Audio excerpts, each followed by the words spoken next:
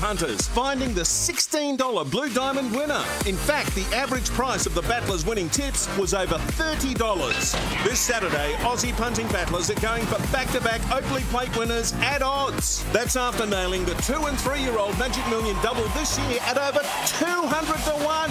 Aren't you tired of being tipped $2 favourites that get rolled? Wouldn't you rather cheer on $35 best bet winners? The big races are back when the battlers are at their best. So join the Battler Army now.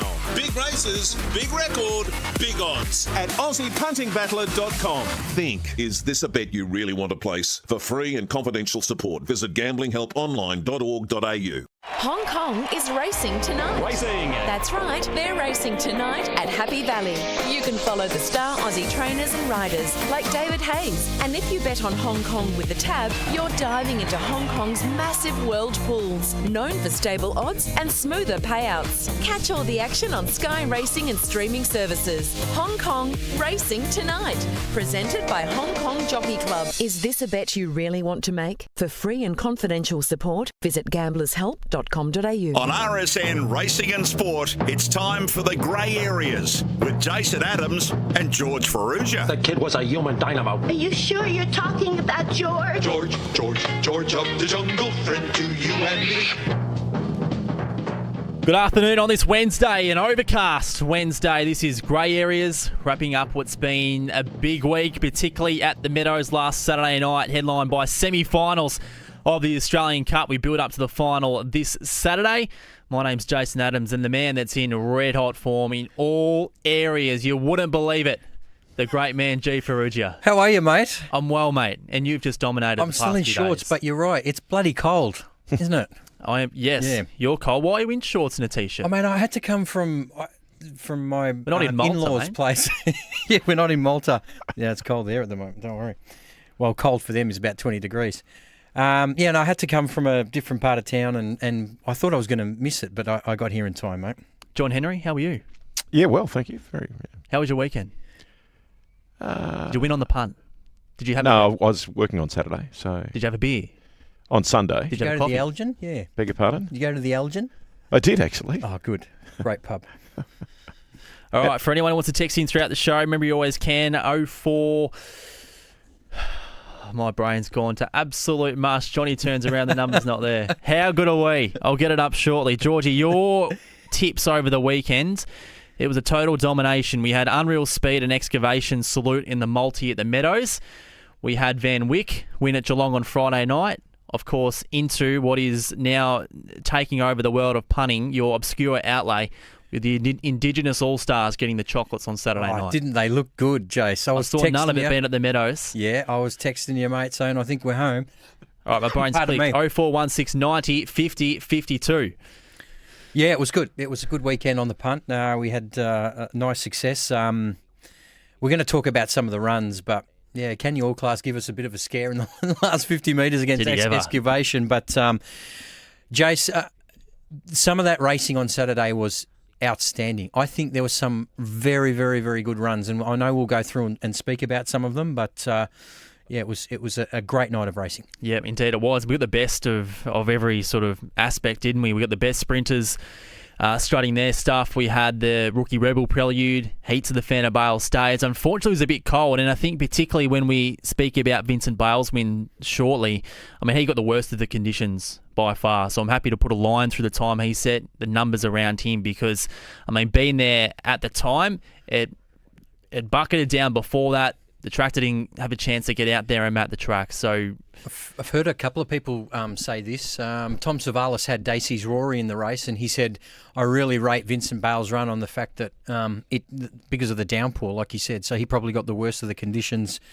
Real smoky in that Australian Cup final, Vincent Bale, but we'll chat about that for sure. Yep, that we will. On their way to the boxes for the third at Sale. Now, George, I said last Friday that if your bets win, we're going to have a shower in purple Gatorade, given the winning Super Bowl coach didn't have that colour poured on his head. Now, you weren't too pleased with the Gatorade that I provided you last Friday, which had the Essendon logo on there. So cancel those plans. I didn't want to ruin this great friendship we've got. I put something on Twitter. Our friendship is on the rocks, and I'm going to chat about why after Sale. But your last week you haven't drenched yourself in glory. Thought you did a really, really good job. Actually, I'm not trying to in your pocket here, but I thought you were really good on the broadcast on Saturday, mate. But the broadcast on Monday left a little bit to be desired. But we'll have a chat about that after sale. All right, let's get the sale. Here's Happy.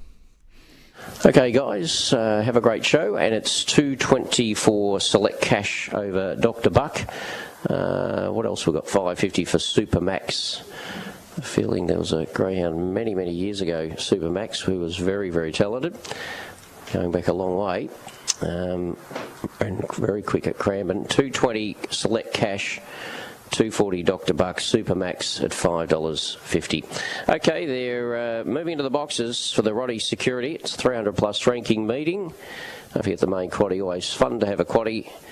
5 through to 8 for your quaddie here today. The green light on for the third. They're set to go. Favourite Strawn in the centre. They're ready.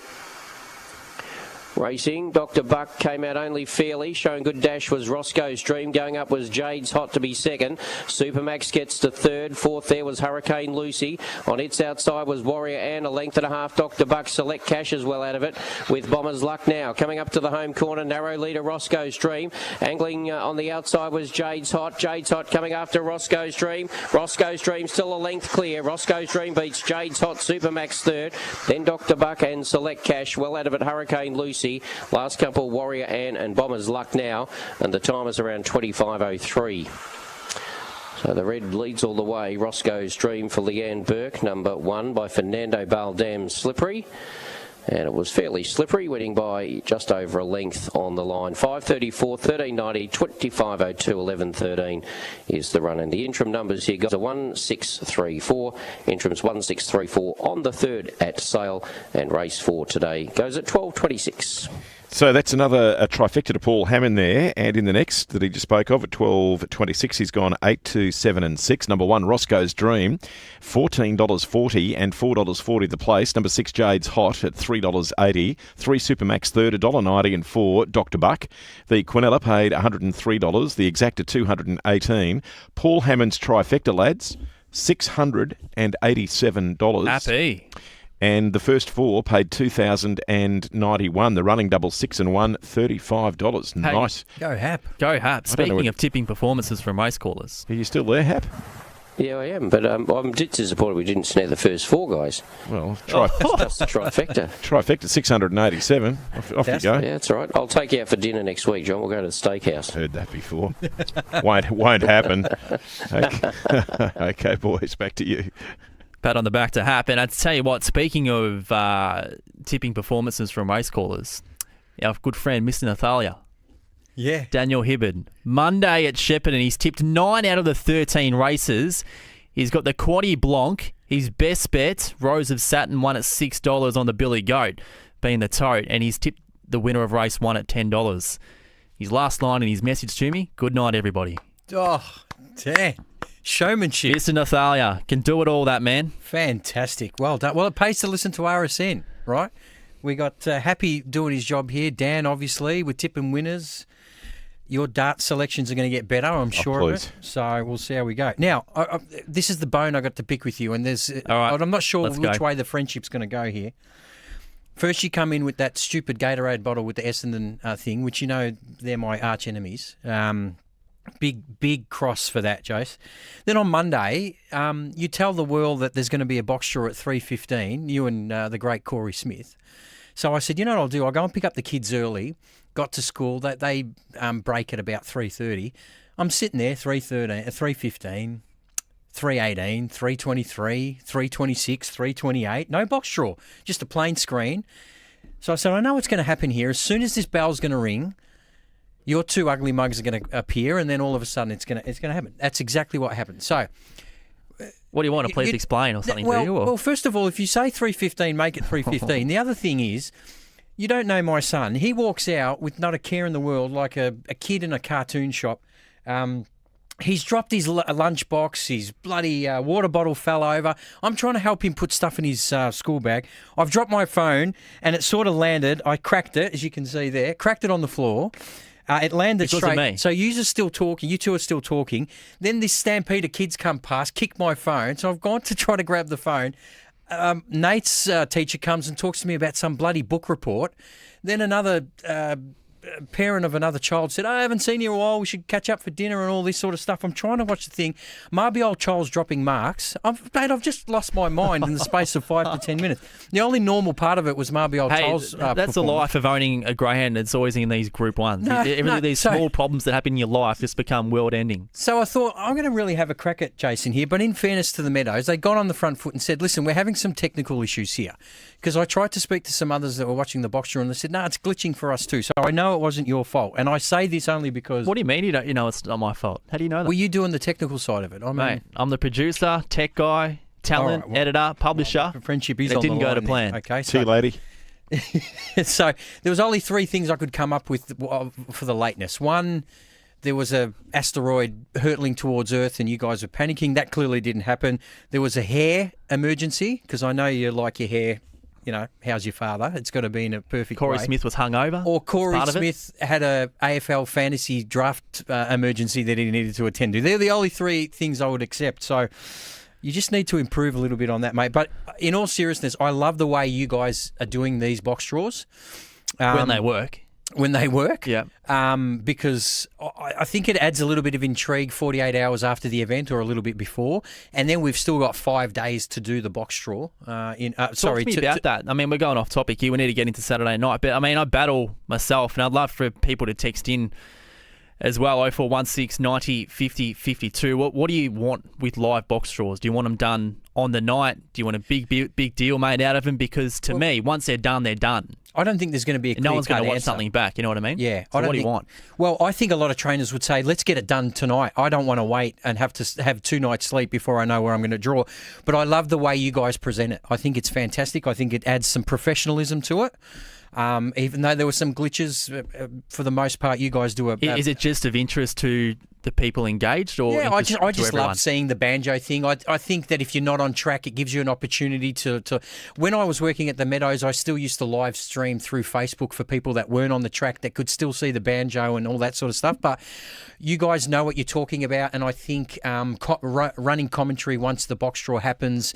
There's 5 or 10 minute speaking afterwards about the box draw, what you think has drawn well. I just love the way it's done. So. Yeah. I want to give you a rap for that, but the Essendon logo stuff and the glitching and happening right on the time when the kids come out of school was a no. But apart from that, mate, we're going to be okay. I know you've got a high opinion of yourself, but some of us just aren't as perfect as you are, mate. It's got nothing to do. You know you are taking the piss now.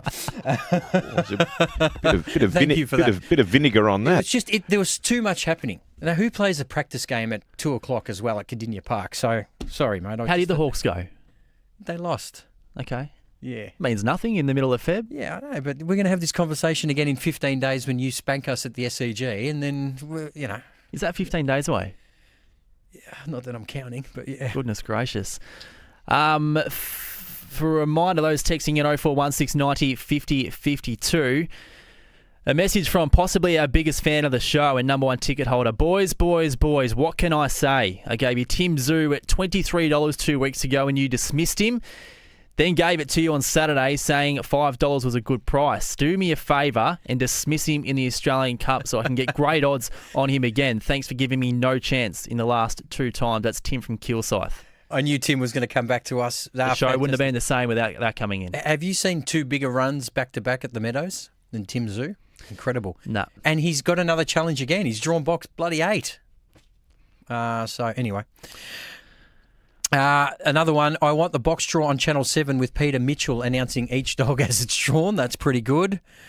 So we'll see how what we about go. we cut into the movie on a Saturday night, a bit like the way the Powerball's done. Yeah. And do a box draw like that. Yeah. Marianne Van using Dorselaar. using the same technology. Yep. That'd be entertaining. Absolutely. Hi team, well done George last week. Here. Good news, bookie Steve Lynn was on track. That must be at the Meadows on Saturday night. Punters had a fill-up. Not great news for Steve, but good for the patrons to have a bookie on track there at the Meadows, which is consistent. No, it was good. And shall we talk about some of those runs, Jace? Where do we want to start? You're the boss? Well, let's go through them in race order. So we obviously had those semi-finals of the maiden to kick off the meeting. And the night started in such a big way with the win of Tribeca. 29.72, and his numbers behind that stacked up just as good, if not better, than some of the Australian Cup runners throughout the card later on. It's incredible to think that a maiden... different levels of pressure in the field, of course, but on raw numbers, the performance was right up there. What was the race data? His run between the 100 and 200 was the best of the program. Is that right? It was. That's incredible for a young highest guy. average speed for the whole night, best of the night time-wise. He did probably get the best of the conditions. We'll give him that, but you still got to put the numbers on the board. And for a young dog, that was awfully impressive. It's awesome, Jason. We speak about it all the time. It's one thing to run fast against probably lower class greyhounds coming through the rank, and then it's another thing to do it in an Australian Cup semi-final. But big future for the son of Aston Rupee. And the other semi-final of the maiden was won by Legacy. You understand, he's part owned by Jonathan Brown. Big raps on this greyhound. Everywhere at the moment. He went well as well. He went 30 seconds flat as well. Not as quick as Tribeca, but it sets up a nice little final between those two. Yep, it does. And just to change tack slightly, his litter brother called Logistical. Now, you might have seen his replay from last week at Shepparton where he went through Benalla to go on and win that race on debut. He won the final on Monday and broke 25 seconds. So a duo with a lot ahead of them. Yeah. Fanabale Stayers heats. The first one was won by Ethanol Water, defeated Shake and Bake and Flying Envy. All three of them progressed to the final this week.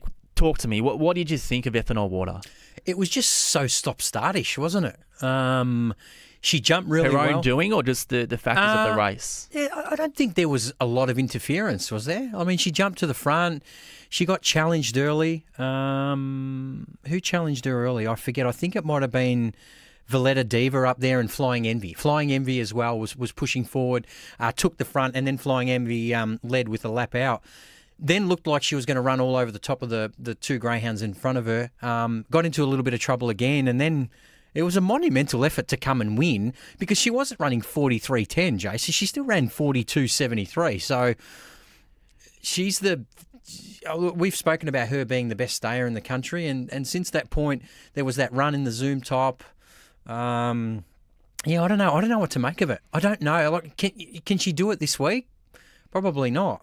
But as in, can she do what she did, as in stop starting, that sort of stuff? But if she jumps to the front, she can clearly win the race and run 42.40. It was just a strange run. I mean, yeah, credit to Team Daly for clearly having the confidence that she's physically right, because that is definitely clear. But you compare the performance from her running the Zoom top to what she put together on Saturday night.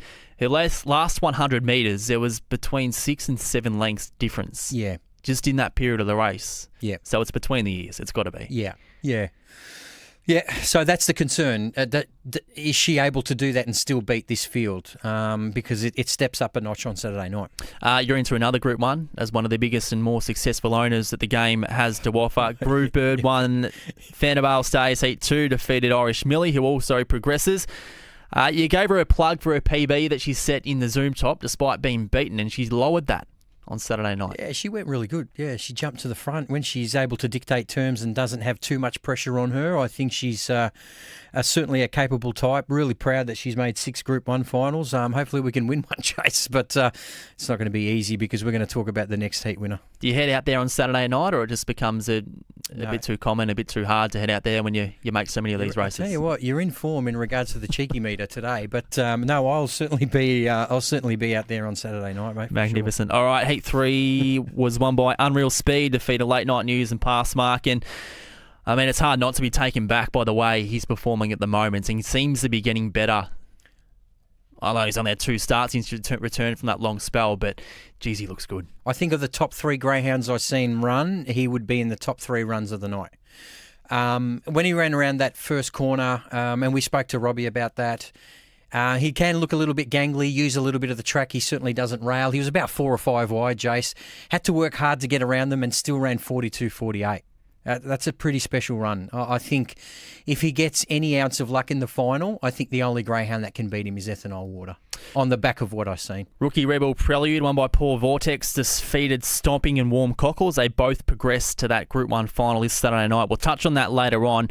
Semi-final, number 1 of the Australian Cup, Vincent Bale defeated Zipping Hopkins, so they both go through. And, I mean, quite typical performances from each of those, particularly Zipping Hopkins. 5:42 to the first split.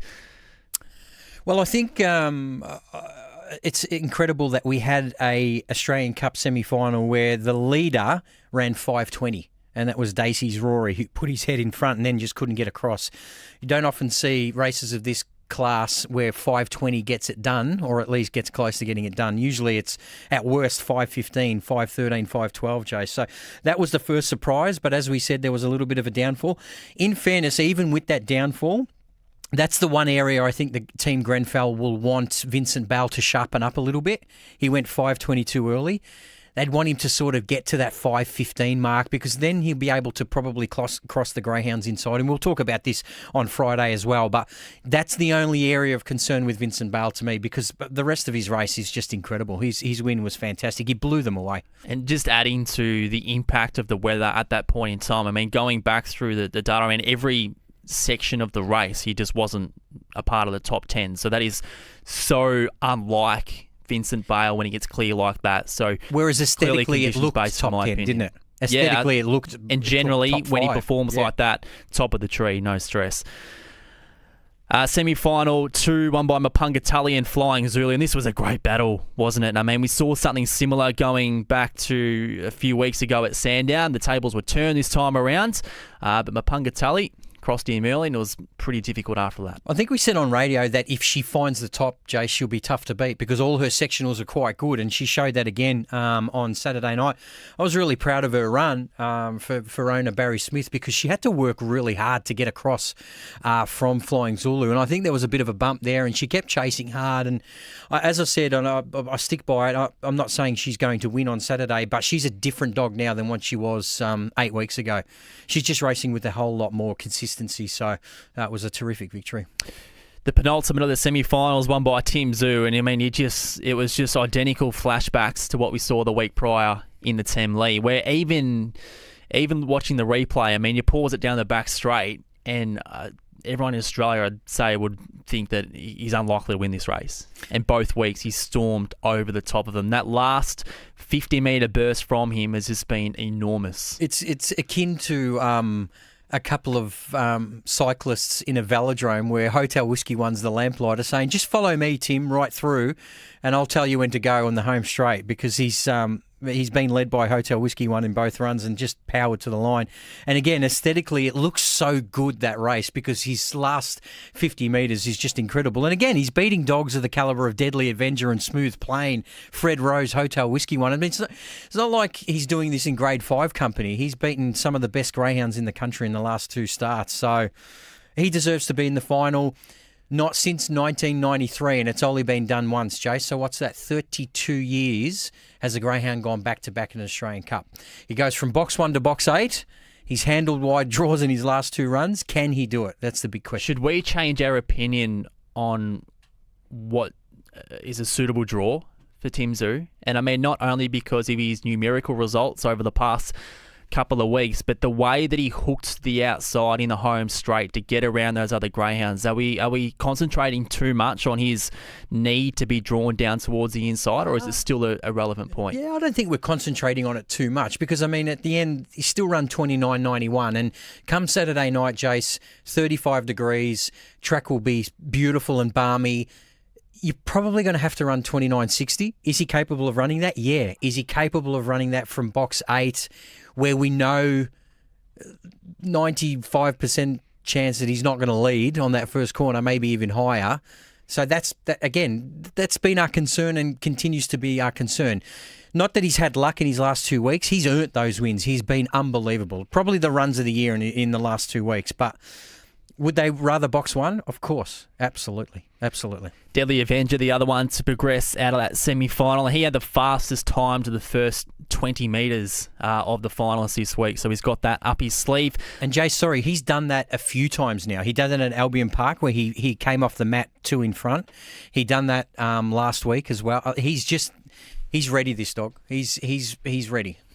Semi-final 4 won by Excavation. He was good. We expected him to win, but Kangaroo Class was the eye catcher. But as well, I mean, it's not unsurprising to see him get in the position that he was.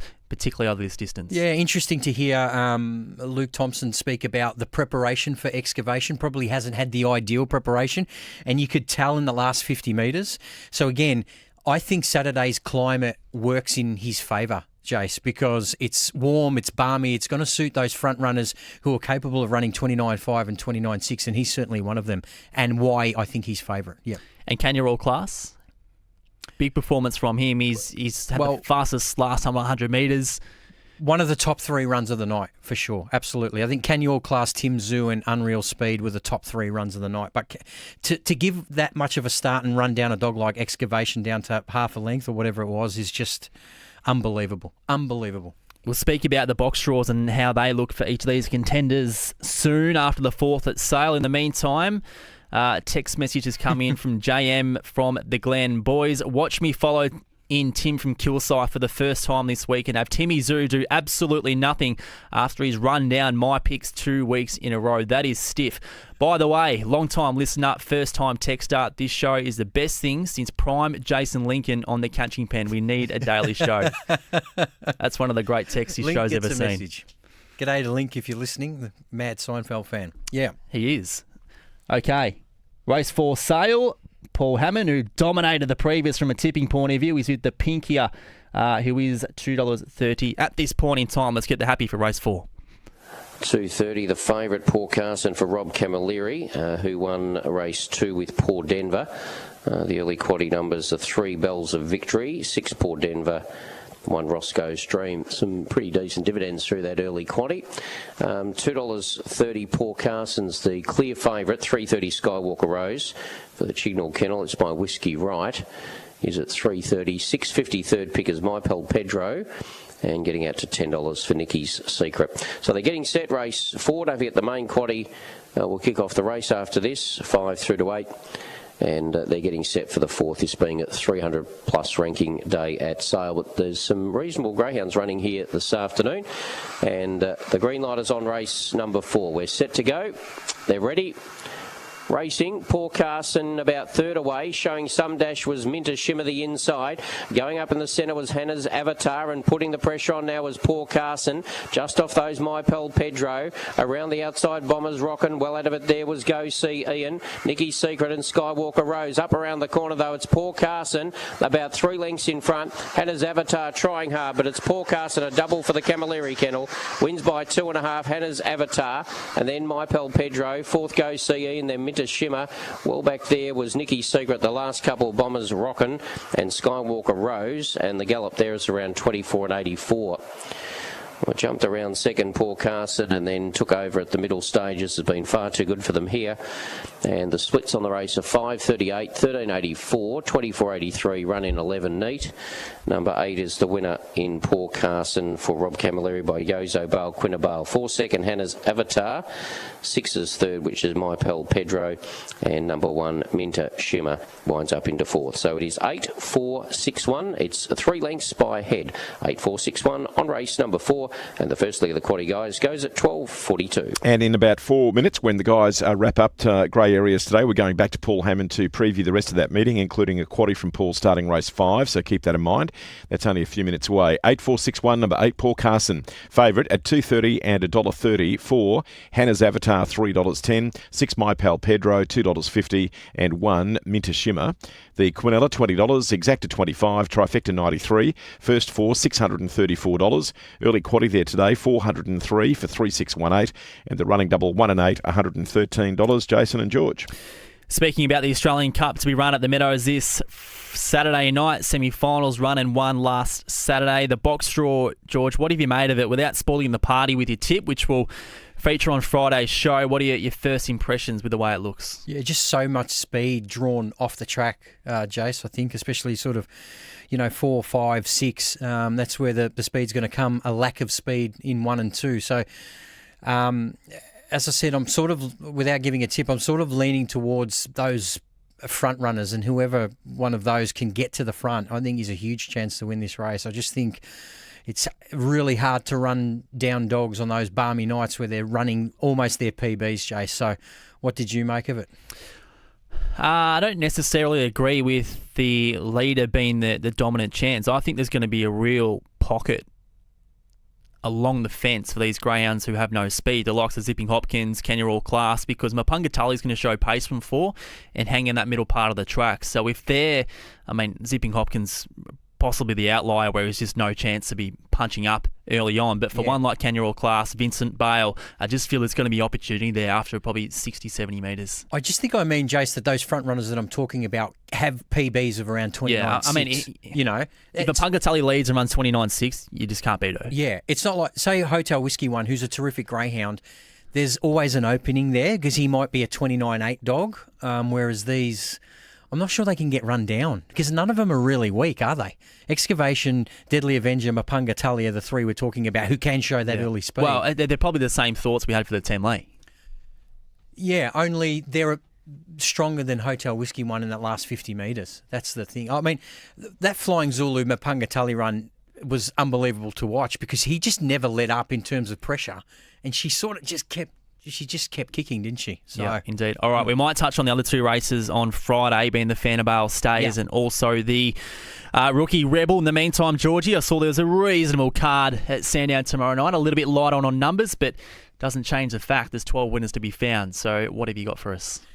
Kick-off race 2, number 4, Poor Yasmin. Really? Yeah, I think this is a drop-in class, Jason. I know you're looking at her recent form and it reads very blah, doesn't it? But if you have a look at the field, I think the only real danger is the greyhound in box 1, Ascend Ecstatic, who has got a PB of 29.72 but can clearly go a little bit faster than that, has broken 30 at the Meadows. But I think if Poor Yasmin brings her best, I think will be the one to beat there. I know you're relying on a little bit of luck for her to show her best, but race 2, number 4. Race 5, number 3, Urana Xavier, who we tipped... in his younger days, when I say younger days, probably a month ago, he's had some good runs without winning in his last couple of starts. And the more important thing, Jason, is I think he's getting to the first corner in better shape. He went 5.12 last week. He can still be a little bit hit or miss, but I think after taking on the likes of Extreme Wheels and Deadly Avenger and Canyon Nitrate, I think he's back to a grade 5 here over the 5.95, where he can find his position early and then be hard to beat. I think the 600's always been the caper for him. And there's one... that I like in race 11, number 4, Valenzuela, who was good last week. He's got a vacant box on his inside, a greyhound next to him that pushes off the track a little bit. So race 11, number 4 to bring us home. Is that the greyhound you own? Yeah, I think he's a bit of a chance here because he's got fairly good box manners and Lure of Kilkenny wants to go off the track and a vacant box in 3 will help him. And take note, punters, because there's been times in the past where Georgie's own one, said they can't win, they don't win, said they can win. Van Winkler Friday night gets the job done. So take note of those tips, Georgie. Thank you. I'll see you on Friday. Friendship's still intact, mate. Fantastic. Yep, 100% it is. That'll only grow after a couple of frothies Saturday week. All right, that's a wrap, Johnny. We'll be back on Friday from midday to hone in on that Australian Cup meeting at the Meadows this Saturday night. Good on you, boys. Always enjoyable. And we'll be back after a break with Paul Hammond previewing the rest of the meeting at Sale. Put some miles on it. Summer racing is RSN Racing and Sport. We could break it in if you know what I mean. Tassie, the perfect place to race this summer. Into the final